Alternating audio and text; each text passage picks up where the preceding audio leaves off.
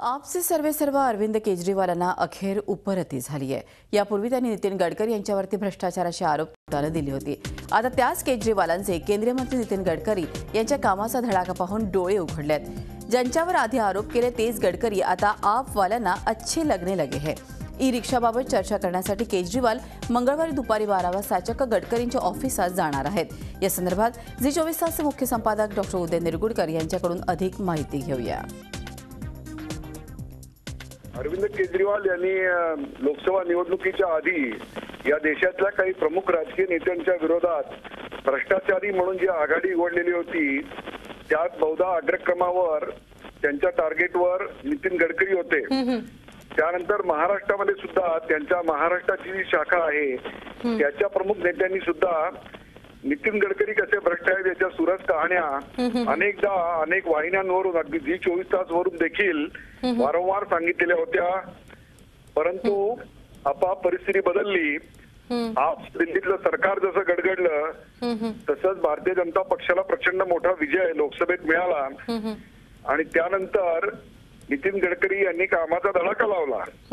कदाचित त्या कामाच्या धडाक्यामुळे असेल किंवा इतर कुठल्याही कारणामुळे असेल सध्या तरी नितीन गडकरी यांना भेटण्यासाठी अरविंद केजरीवाल येत आहेत ही अत्यंत मोठी बातमी आहे। ती अशा करता आहे की त्या दोघांमध्ये एकतर कोर्टबाजी चालू आहे, अब्रू नुकसानीचे आणि अशा प्रकारचे मानहानीचे दावे तिथे ठोकले गेलेले आहेत।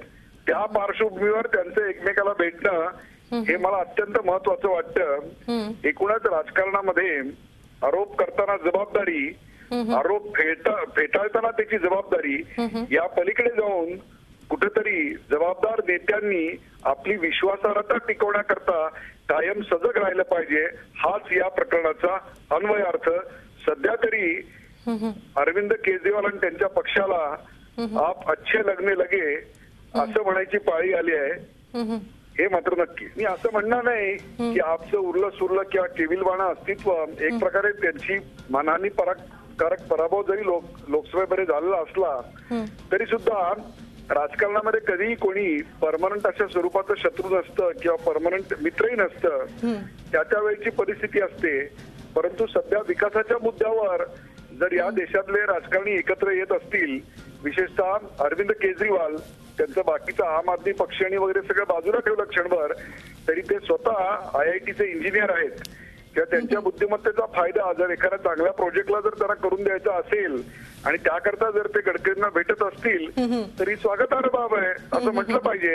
आता ते केवळ गडकरींना ई रिक्षासाठी भेटतायत का आणखीन कशासाठी हे उद्या 12 वाजता जेव्हा ते ट्रान्सपोर्ट भवन मध्ये गडकरींना भेटतील तेव्हा त्यांनीच खुलासा करावा। झी 24 तास रहा एक पाऊल पुढे।